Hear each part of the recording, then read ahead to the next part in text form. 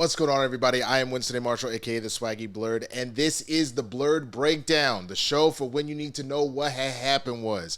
Now, if this is your first time here, man, it's been a minute since I've done a Blerd Breakdown. Please be sure to hit that subscribe button, hit the notification bell, and if you like the video, man, please be sure to throw a like on there and definitely get in the comments with all the stories that I got going on today. This is going to be a San Diego Comic-Con debrief, as well as touch on some of the other stuff popping off, like the Olympics and things like that. So you don't want to miss it. Again, hit that subscribe button so you know what the deal is. And before I even get started, I just want to give a heartfelt thank you to everybody, man. Not only have we hit 3,500, we're getting closer to 3,600. We're on that drive to 5 right now, so I really appreciate everybody that's joined up. But on top of that, man, we've been able to monetize the channel. There's different tiers to it, so I'm still working towards that other one. But now I can do super chats and stuff, which means I'm going to start actually doing some live stuff, some streams here. I normally just stream over on Twitch. I'm going to figure out, set up a dual stream thing kind of going. I'll probably stick all of the game stuff on Twitch, and then, I might throw some of the replays there. But then anything that I'm doing as far as a Blerd Breakdown, if I'm doing a live recap on some stuff, I'm going to do that here over on YouTube. So I'm super, super excited that we got to that next step, and I thank all of you so much for doing that. But with that, man, it was a crazy weekend. I had too much going on, so I couldn't make it down to San Diego, but fortunately, I've been jacked into everything. A lot of homies down there, so let's just jump into it, man. Robert Downey Jr. has been announced to be coming back to the MCU, but not as Iron Man, as Dr. Doom. Now, this is a report from Josh Wilding, who was covering a lot of the stuff out of San Diego Comic-Con. His story reads, for a time, it looked like rising star Jonathan Majors was on track to establish himself as the best MCU villain since, well, Thanos.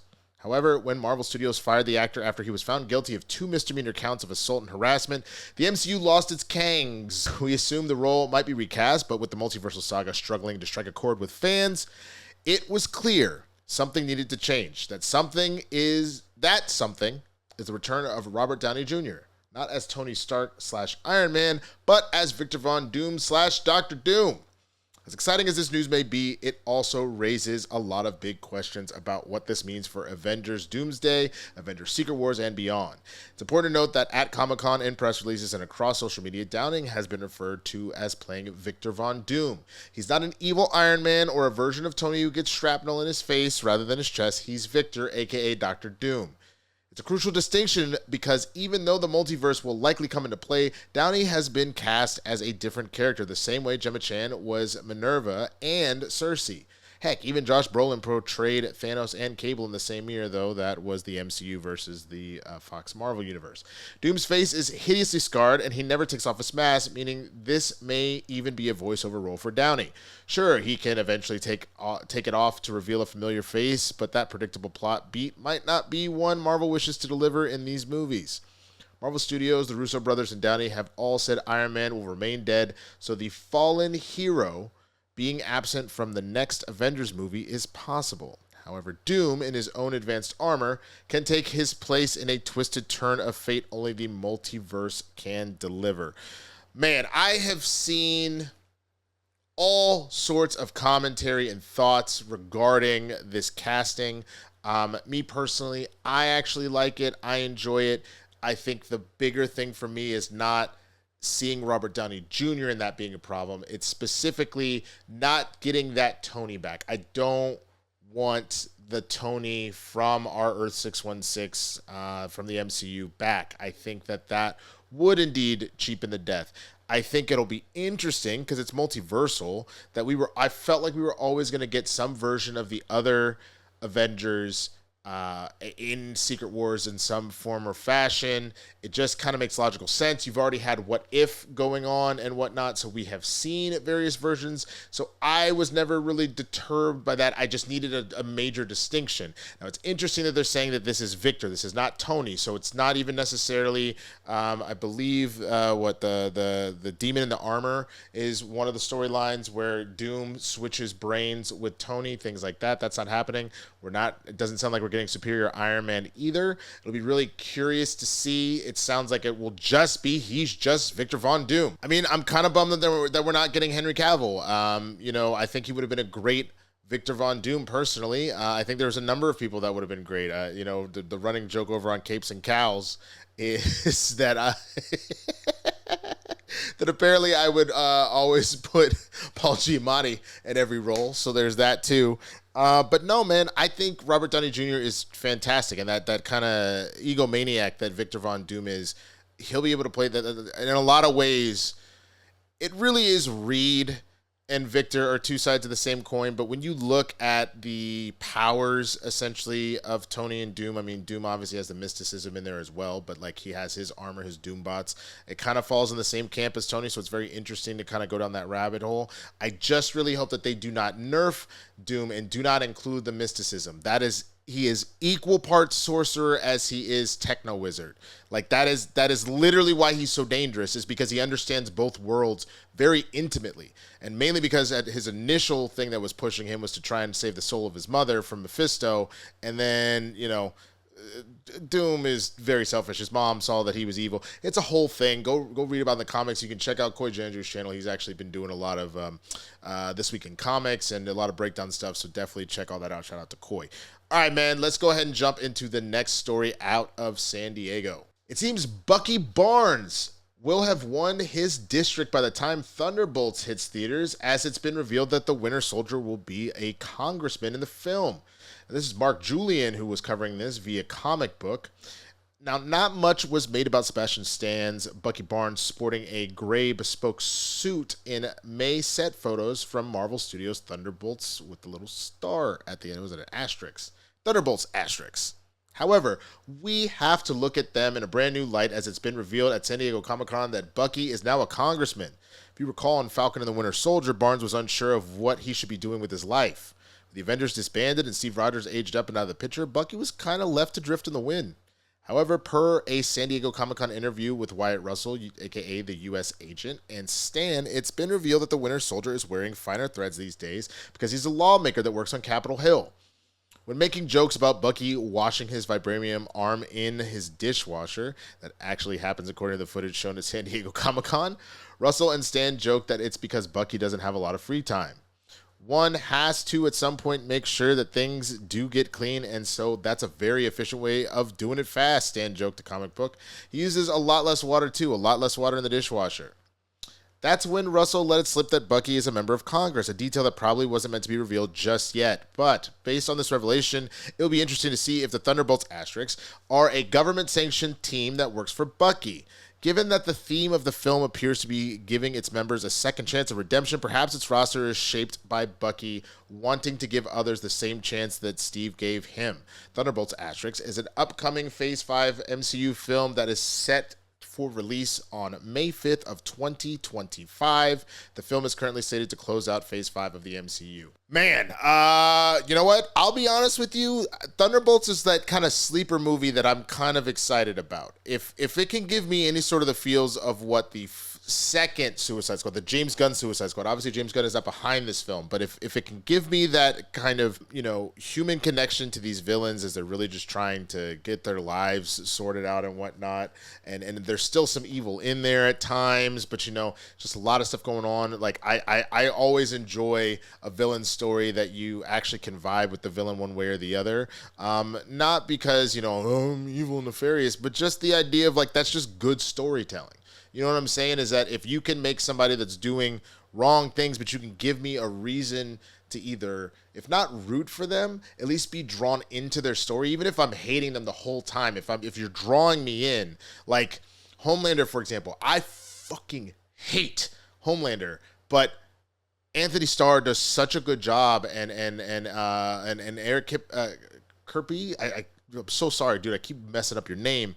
As a writer, I get sucked into what is going on in his head. And to be honest with you, there is I won't ruin The Boys for you if you haven't seen this most recent season, but there is a episode where he goes to visit the people that kind of raised him in a lab, and to see how he was treated and what he was put through, that it makes perfect sense why he is the person that he is. So it's the same thing. If we can really get to the nitty gritty of what's going on with these villains turned potential heroes or government agents or whatever, I could buy in. I would be totally down for it. But I want to know what you think. I didn't even ask you that before about the Robert Downey Jr. story. Let me know what you think about that. And let me know what you think about the idea of Bucky Barnes being a congressman. You got that and Thaddeus Ross as president. Like, all these super proud folks in the government, man. I'm just waiting to hear. Daredevil Born Again, they said that Kingpin will be running for mayor, man. So now that we're getting to the political run with the MCU, I definitely want to know what you think, man. Let me know down in the comments. Giancarlo Esposito is officially Sidewinder. During this weekend's San Diego Comic-Con, Marvel Studios confirmed that Giancarlo Esposito is playing Sidewinder in Captain America: Brave New World. And this is Josh Wilding that reported this. We first learned of plans for Captain America: Brave New World to feature the boy star Giancarlo Esposito. Speculation immediately started running rampant about who the actor might be playing. Reportedly added during reshoots, we first caught sight of Esposito on the movie set. Those photos provided few clues, and even the teaser trailer failed to clear anything up. Rumors he'd been cast as Bushmaster or GW Bridge soon started swirling, but those were proven false at Comic-Con. We now know that the Mandalorian and Breaking Bad icon is playing Sidewinder, a relatively obscure Captain America villain who will seemingly target Sam Wilson. Sidewinder is a relatively obscure Captain America villain, and 3 different characters have held the mantle. The first was Seth Volker, introduced in 1980's Marvel 2-in-1 number 64. He was created by Mark Grunwald, Ralph Macchio, and George Perez. In Captain America: Brave New World, Esposito will be playing Volker.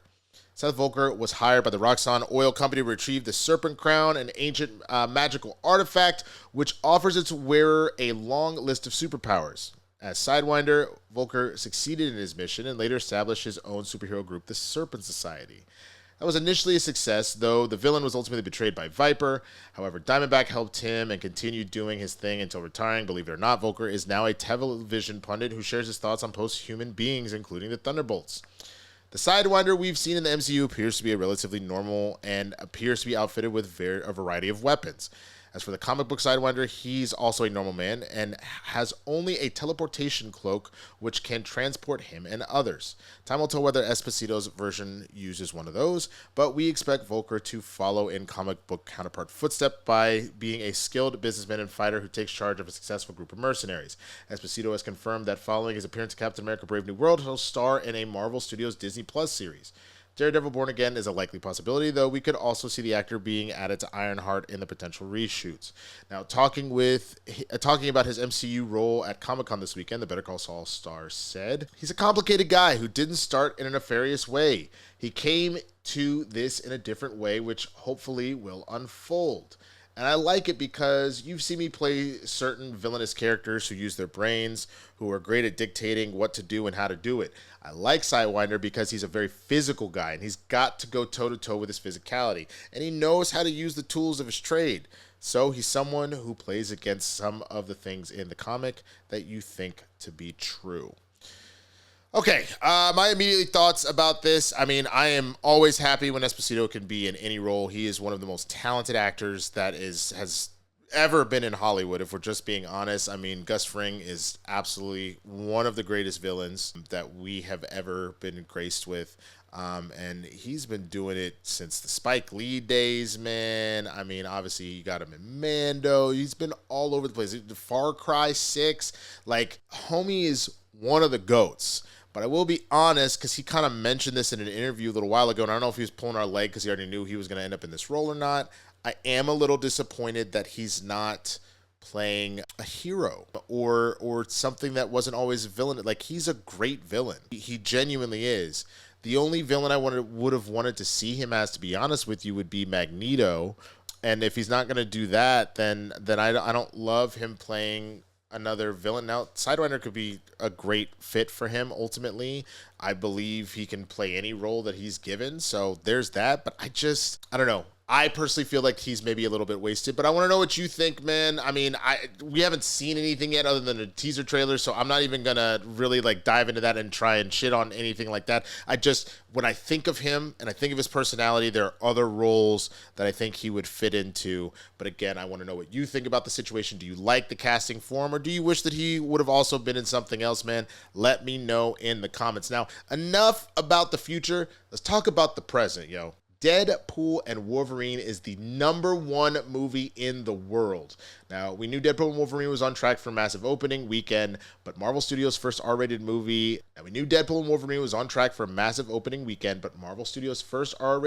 has exceeded expectations and broke even more records now that the final numbers are in. This is Josh Wilding's report on it. The final figures are in for Deadpool and Wolverine's opening weekend, and the Marvel Studios threequel ended up exceeding expectations with a staggering $211 million debut at the North American box office. That's $6 million higher than yesterday's $205 million estimates. With the sixth biggest 3-day opening weekend of all time, the threequel became only the 9th movie in history to open north of $200 million. Perhaps the craziest thing is that Deadpool and Wolverine will surpass Logan's entire $226.3 million run later today. That's all that Logan made? That's crazy. Then in a matter of days, it will sail past Deadpool 2's $324.6 million. Oh, these are all domestic. That makes sense. Joker's $335.5 million and Deadpool's $363.7 million. Because, yeah, Joker hit $1 billion. $1 billion is surely right around the corner, particularly as early signs point to becoming the highest-grossing R-rated movie ever by next Sunday, beating a record held by Passion of the Christ for over 20 years. Passion of the Christ made $1 billion? At the worldwide box office, a $211 million 3-day weekend means Deadpool and Wolverine has grossed over $444 million in 5 days. And the UK clawed its way to the highest grossing opening since Barbie last summer. It also broke the record for the biggest opening for a movie rated 15. In the UK, they do that instead of, I guess, R. As you might imagine, AMC Theaters, Cinemark, and IMAX are all overjoyed with the performance, with AMC Theaters CEO Adam Aron telling The Hollywood Reporter, "It is certainly good news for those who care about AMC that, me, because I am a stockholder, what up, with Deadpool and Wolverine, we enjoyed the highest ever attendance and highest ever admissions revenue for an opening weekend of an R-rated movie in AMC's company history." Sean Gamble of Cinemark, the CEO of Cinemark, added, "We're thrilled to share that Deadpool and Wolverine drove Cinemark's biggest summer opening weekend of all time, generated record-breaking results in premium formats, and delivered our highest weekend of concession revenue since the pandemic." And the IMAX CEO, Richard Gelfond, shared as well that Deadpool and Wolverine delivered one of the biggest IMAX opening weekends of all time, continuing our hot start to the third quarter and furthering our momentum into a fantastic slate over the next several years. I don't think anybody's surprised. I mean, this has been one of the highest anticipated movies. I think the fact that you have kind of thinned the herd instead of having a bunch of different movies here and there, not that like if they were all fantastic that people wouldn't have shown up, but I think there was a lot of anticipation knowing this is one of two major superhero movies this year. The second one being Joker, or I guess comic book movies, because Joker's not a superhero. But I think people have loved these Deadpool movies. People love Ryan Reynolds as the character. People love Hugh Jackman as Wolverine, and to the fact that he's in his original suit, one of his OG suits as well, including with the cowl, which is absolutely phenomenal. The number of cameos, I'm not going to ruin them. I just think that you had a situation where this was a perfect storm for success, and that's exactly what we got here. I've done all of my reviews on this. I'm not going to touch more on the movie. Please go and check them out, the non-spoiler and the spoiler, depending on if you've seen the movie already. I covered slightly different things in them too, so definitely check them both out. Plus, it'll help me get closer and closer to that higher monetization tier and all that.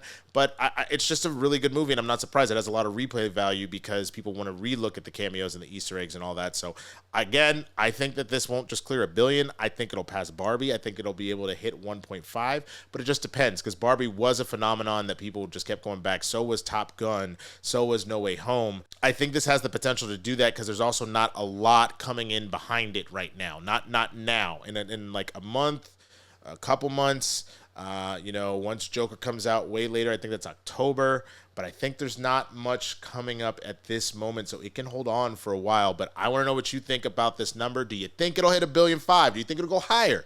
Let me know in the comments down below. All right, back to San Diego Comic-Con. Let's talk about Amazon Prime. Now, they made two major announcements. The first being that there's a new Boys spinoff that's coming out called Vought Rising.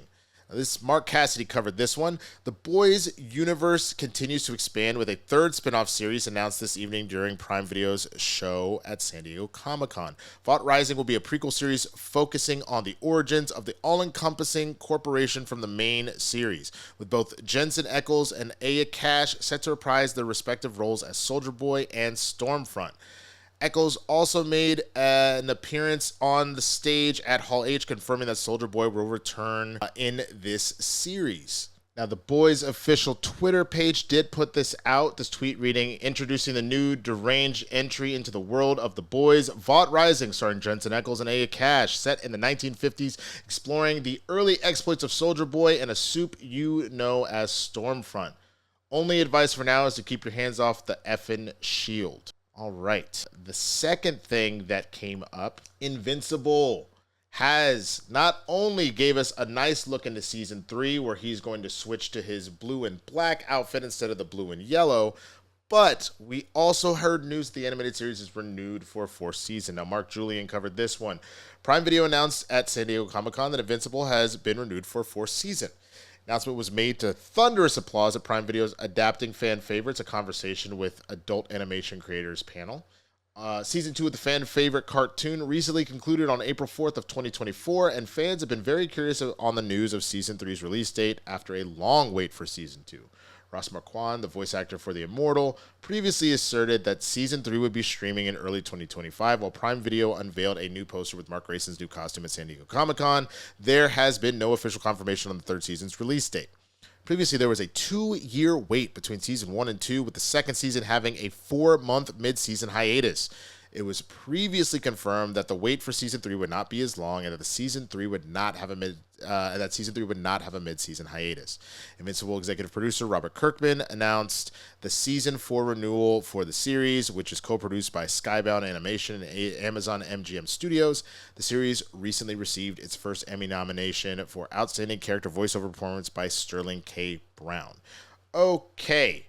That is a lot to talk about, so let's talk about it. So first of all, I am super ecstatic to hear that this Vought Rising spinoff, I think following Soldier Boy and Stormfront, two of the most controversial characters, two of the most controversial soups in the show, but fantastic acting by both Jensen Ackles and Aya Cash. And everybody knows Jensen Ackles. He's in talks potentially, or he's a fan favorite to be cast as Bruce Wayne / Batman in the DCU, since obviously Robert Pattinson, and the Matt Reeves, the Batman, is a separate Elseworld situation. I want to talk about Aya Cash, man. She is so fucking talented. She is fantastic. If you liked her as Stormfront, I'm going to highly recommend that everybody go and actually look up a show. It's an FX show that is still streaming on Hulu. I rewatch it all the time. It's called You're the Worst. If you're not familiar with it, you'll see the 4 main actors include Aya, and I can't remember the name of the other 3 actors. I'm so sorry about that. But all 4 of them are so talented, and you've seen them all over the place in various TV shows and movies and things like that. So definitely check that out. And you get to see more of Aya in the sense of, like, if it's Aya, I'm really going to kick myself. But she really is able to get to emotional depths. The whole show really focuses on people dealing with PTSD and trauma, and how it's made them really shitty people. and so it's one of those things that you don't immediately at first feel bad from. You're just like, wow, you're assholes. It reminds me a lot of Always Sunny. But then over time, as you get to know them more and more, you actually do bond with them, and you have just amazing stuff, including every time now when I go to brunch with my homies, we be out here talking about Sunday fun day, better than a Monday, can only do it one way. That is the drunk way. You'll see. Just Go watch it. I cannot speak high enough about that show, and I can't speak enough about Miss Cash, so I cannot wait to see what Jensen and Aya do in this show. But what do you think? Are you excited about Vought Rising? Let me know. Now, on to Invincible. I am super excited by the fact that we're not going to have to wait a bajillion years for Invincible Season 3, and that it will hopefully be out by next year, and there won't be a break. We'll get it all in one go. I think that the biggest mistake, and I don't know what was going on with Amazon or Skybound or anything like that as to what took so long, was having that long of a break. I think that's one of the biggest mistakes with Stranger Things, especially because if this is supposed to follow around kids that are supposed to be middle school / high school, Millie Bobby Brown, a grown-ass woman now. If I'm not mistaken, not only is she married, I think, she grown at, like, she's 22, 23. Now, I'm not on no Drake shit or nothing like that, but I'm saying, like, she's supposed to be playing a 15-year-old, a 16-year-old. She looks like she's in her 20s now. You know what I'm saying? And same with all of the kids. They look not grown, but they do not look like middle school, high schoolers anymore. You know, if this was all supposed to be in a short period of time. So I don't love when shows now take that long to come back around. Because on top of that, it's not like you're giving me a 24-episode season or something like that. It's typically 8 to 10, and I appreciate the quality, but you lose a lot of steam with fans. Like, they'll come back, but the number of shows I've abandoned because I'm like, I don't really remember what happened, and I don't really have time to rewatch this whole thing. It's happened unless the show was just that damn good. So I am happy to hear that Invincible is coming back much sooner than that. We're not going to have to wait nearly as long. It's one of my favorite shows that's on TV right now, but I want to know what you think also about Invincible. So Vought Rising, Invincible, tell me down in the comments if you're rocking with both of them. Are you excited about them? What do you hope to see in either of these properties, man? Let's keep it pushing. Kumail Nanjiani is officially been confirmed as Booster Gold, or reportedly confirmed, I guess, technically. The Blue Beetle star Sholo Maraduena was a recent guest at GalaxyCon in North Carolina, where he reportedly confirmed that Kumail Nanjiani will be playing Booster Gold. Now, Mark Julian covered this one. Rumors first surfaced earlier this month that Eternal star Kumail Nanjiani would be portraying Booster Gold in the DCU's upcoming DC Studios / Max Booster Gold series. And a very telling sign that this rumor was indeed true was the fact that DC Studios co-chair James Gunn did not take to X / Twitter or Threads to debunk it. Now, the Cosmic Circus is adding that they've spoken to Blue Beetle star Sholo Maraduena, who is one of the few actors making the jump from the DCEU to the DCU, and he's confirmed that Kumail Nanjiani will portray Booster Gold. Blue Beetle and Booster Gold are two DC superheroes that have close ties, although it should be noted that Booster Gold is best friends with Jaime Reyes, Maraduena's DCU character's predecessor, Ted Kord. The disappearance of Ted Kord was a big plot point in the Blue Beetle film and figures to be a mystery that gets picked up in the Booster Gold series. Rumors are heavily swirling that Ted Lasso star Jason Sudeikis voiced Kord in the film and is set to play the character in future DCU projects. The other rumor currently floating around Booster Gold that Gunn has also yet to debunk is that Danny McBride, John Carcieri, and Jeff Fradley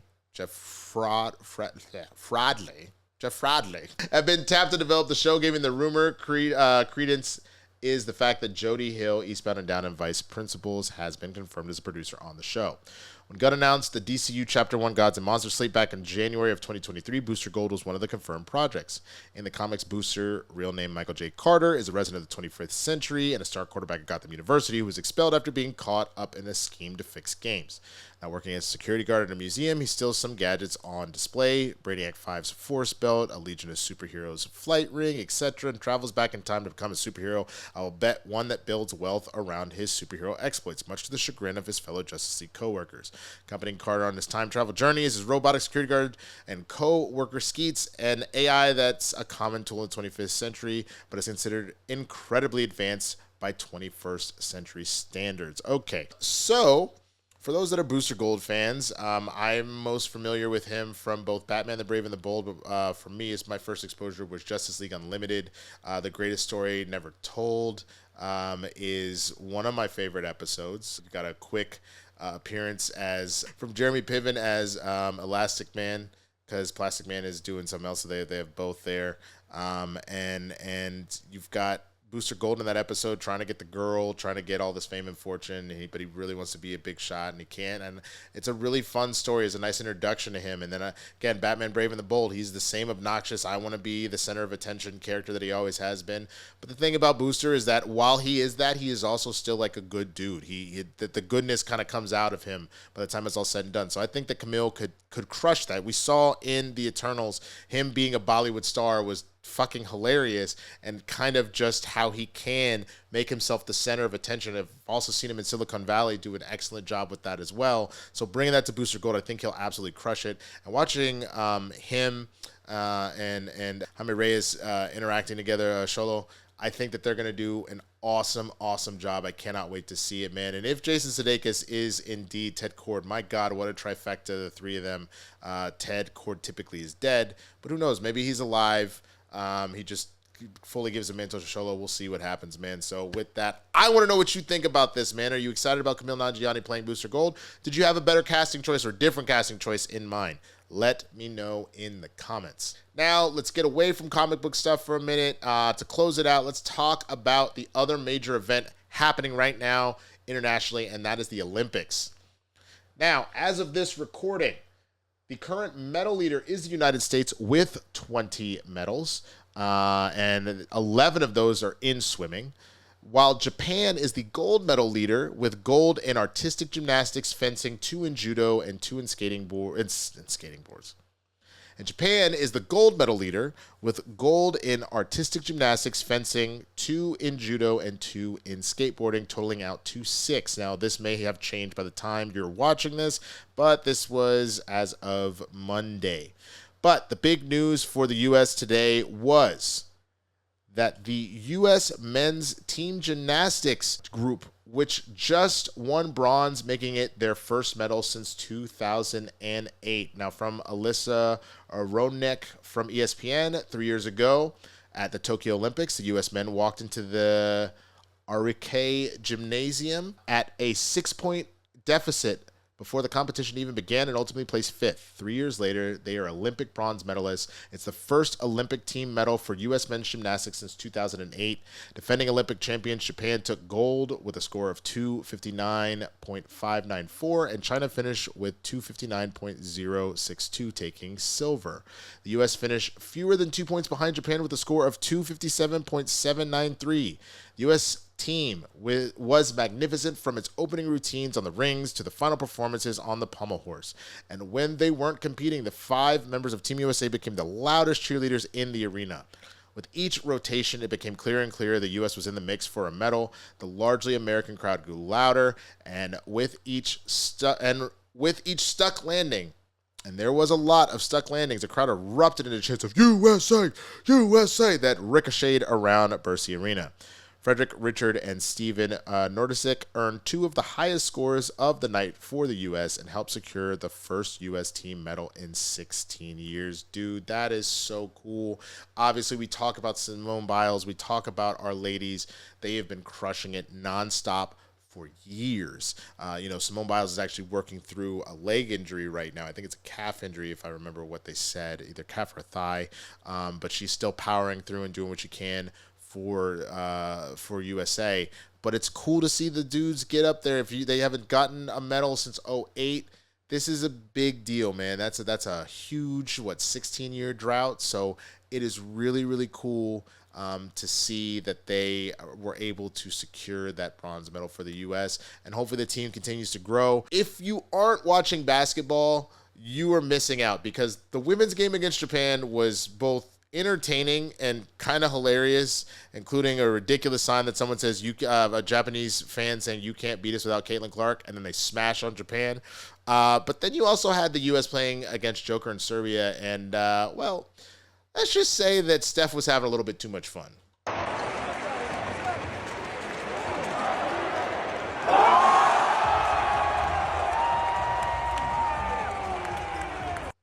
Bro, I swear to God, Steph Curry is a goddamn wizard. It doesn't make any sense. Now, you got this angle because NBC had been taking down all of the official broadcast ones. So that was somebody off of social media, so they can't do anything about that. But yeah, Steph Curry, as you saw, picked up a missed shot from LeBron, got a quick dribble in, threw up a three, and turned around and started throwing up his, his tray before it even hit the net, man. He absolutely crushed it. He's the greatest shooter that we've ever seen, ever, and nobody even touches him. There are people that are incredible shooters of every different type of league, for sure. I mean, Ray Allen was an incredible one. Reggie Miller is an incredible shooter. Kevin Durant is a fantastic shooter. Obviously, people like to call Caitlin Clark the Steph Curry of the W. Sabrina Ionescu is insanely good, but ain't nobody Steph. Nobody's even touching Steph and the things that he's able to do. I mean, Sabrina obviously got close in that three-point contest, but again, Steph is just he is one of one, and it is absolutely crazy to watch him play and watch him ball. It's so much fun that he's just having a good time. The one person or set of people that are not having a good time would be Jason Tatum and the fans of the Boston Celtics, because Jason Tatum was benched in this opening game. Now, Brian Windhorst reported this from ESPN that Team USA got a tremendous production up and down its lineup in its Olympic opening game with a 110-84 victory Sunday over Serbia, but it was unavoidable that some of the focus was on Coach Steve Kerr choosing to sit first-team All-NBA player and champion Jason Tatum. Kerr dealt with the awkward reality head-on meeting with Tatum before the game to explain the decision, and then in multiple meetings with the media. That included Monday when Kerr made it clear that Tatum would be in the lineup Wednesday when the Americans face South Sudan. Kerr explained that when he and the coaching staff studied the matchups against Serbia and reviewed how lineup combinations perform in exhibition games, Tatum became a bit of an odd man out.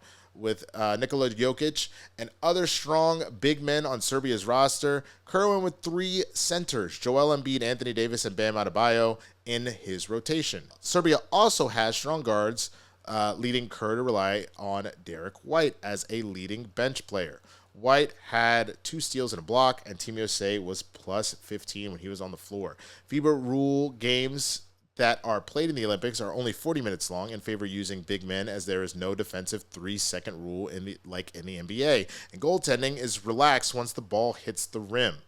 Against South Sudan, a team that is loaded with athleticism and spreads the floor with three-point shooters, Tatum and his ability to switch on wings makes much more sense. Look, I understand that he is a defending champion. I understand that, he has multiple first-team All-NBA player. Like, I get it. I totally get it. Hear me out for just a second. For those that forget who all is on this team, let me just go down the list of players on Team USA here. We have Bam Adebayo, Devin Booker, Steph Curry, Anthony Davis, Kevin Durant, Anthony Edwards, Joel Embiid, Tyrese Halliburton, Drew Holiday, LeBron James, Jason Tatum, and Derek White. Now, all of these players are fantastic. You would make the argument that even though they are still fantastic players, that maybe Derek White and Drew Holiday are potentially the weakest players, and they're not. Like that, I don't even want to disrespect them like that. They are both champions. They both just won. They beat my Mavs in embarrassing fashion in 5 games. And Drew Holiday was the key element for both Boston and for Milwaukee. So there really is no weak links on this team whatsoever. All that being said, if the aim is for us to get gold, and I truly believe Steve Kerr when he's saying, look, we got 40 minutes, you can only really kind of play so much. We're going to put him out there for 2 minutes, especially when you have a Kevin Durant who didn't play in any of the 5 exhibition games because he had a calf injury, and then he came back and he caught fire. You kind of just let him stay until all of a sudden he's not on fire anymore, and that never really happened. He just cooked and cooked and cooked and cooked and cooked. And knowing that this is a bigger team, so for that matchup, and then you could put, I get it that you could have had Tatum could have really played against everybody. He really is a great two-way player like that. He could guard anybody, but you're still dealing with Joker, arguably the best player in the world. Now, mind you, that's going up now against essentially an all-star team while you do that, but like Joker's ability to facilitate and shoot threes like that as that big-ass dude, you just don't want to run any risk. You want to make sure that all the big dudes are locked up at all times. It makes sense, and I can't stress enough. I know Stephen A. knows sports way better than I do, but his rant about how much bullshit it was and all that, you act like he sat him the whole fucking Olympics. He sat 1 game. It's fine. At some point, that's probably going to happen one way or the other, depending on what's going on. I don't think it's that big of a deal. I genuinely don't. And to be honest with you, this is the exact reason why, like, I was actually cool with Caitlin Clark not being on the women's team, because the minute there was a situation where Caitlin got only a minute or 3 minutes, whatever it is, because of the whole experience and shit like that, people would have been fucking rioting. If people are getting this bent out of shape about Jason Tatum not playing one game, can you imagine what would have happened if Caitlin had come to the Olympics too, man? Like, it's one of those things that, like, I think if there was a situation where, like, USA had potentially, like, lost this or almost lost this and you didn't play Jason Tatum, you have all the right in the world to be like, why wouldn't you play this dude? But if you're winning by this much, you're able to keep a lock on it, why not keep your foot on throat, especially knowing since this is group stages going into this before you get to the full, like, playoff system like this were the World Cup. The point differential matters. You want to blow people out. And again, if Kevin Durant has caught fire, I think he hit, like, his first 8 shots and 5 of them being threes, just let the man cook. Damn. But I'm curious what you think, man. Do you agree? I've talked about a lot of different stuff. I talked about the medals. Who do you think will ultimately walk away with the most medals? Who do you think will walk away with the most gold? What do you think about Steph out here cooking like Chef Curry does? And do you think that Jason Tatum not playing is a big deal or not? I want to know all of that. Now, with that, that is everything. That is all the things that I wanted to talk about, and I am so grateful that you joined me. So again, please be sure to hit the subscribe button, hit the notification bell, and throw a like on this video if you enjoyed the breakdown. I am going to break this up into clips so you can watch them in bite-sized chunks, because these all are big individual stories on their own. And I just genuinely appreciate everybody, again, that's been rocking with me, man. Please go and check out my Deadpool reviews, non-spoiler and spoiler, both before and after you've seen the movie. Please check out my Fox Marvel rewatches that I did. I'm still putting those out. I just needed to kind of get Deadpool out. I obviously did not get them all done in time, but I watched all these movies. I just need time to edit all that stuff. But I need to put the relevant stuff out so more people will show up, versus when I put those out, I'm only going to get a few views on them. But it's still important to me, to those that have been rocking with me, that you check all that out. I'm actually excited. I've got some more sketch stuff coming up. I keep talking about the comedy element of this channel. I got a fun short that will drop probably maybe tomorrow, maybe Friday. It'll just depend on my mood. I'm probably going to wait till Friday just so I can kind of give some spacing to some other content I want to put out and whatnot. And other than that, man, we'll be doing a Spill the Tequila with John Roca this week, so check that out. I've got Capes and Cals with Christian and Coy, and I'm sure we got a lot to debrief on Comic-Con ourselves as well, with the Christian Harloff channel. And that's pretty much it for now, man. I'm super excited about some other projects I got going, but I can't really talk about them until they're a little further along. But I'll be sure to share all that, man. So once again, thank you for being here. Thank you for checking out the Blerd Breakdown. I will see y'all on the next one, man. So I'm going to get out of here now. Peace.